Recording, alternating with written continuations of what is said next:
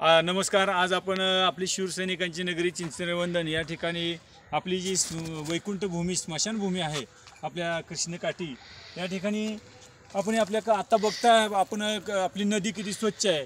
ही नदी स्वच्छ आणि चांगली राहण्यासाठी आपल्या ग्रामपंचायतीने आपण ग्रामसभेत एक ठराव घेतलेला होता की जे आपले अस्थि विसर्जन आपण करतो नदीमध्ये किंवा निर्माल्य विसर्जन करतो नदीमध्ये, ते नदीमध्ये न करता आपण या ठिकाणी ग्रामपंचायतीच्या वतीनं अस्थि विसर्जन कुंड तयार केलेलं आहे।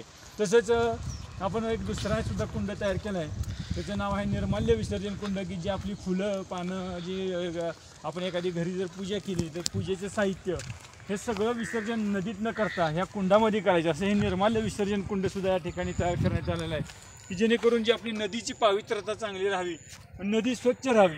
या अनुषंगानं ह्या आपला ग्रामपंचायतीचा माझी वसुंधरा अभियान 5.0 अंतर्गत हा सुंदर असा प्रयत्न म्हणजे याला ग्रामस्थांचा खरंच भरभरून प्रतिसाद मिळणार आहे। तरी पुन्हा एकदा सर्व आमच्या ग्रामस्थांना विनंती आहे की इथून पुढे जे आपलं अस्थि विसर्जन आणि निर्माल्य आहे ते या दोन्ही कुंडातच करायचं आहे।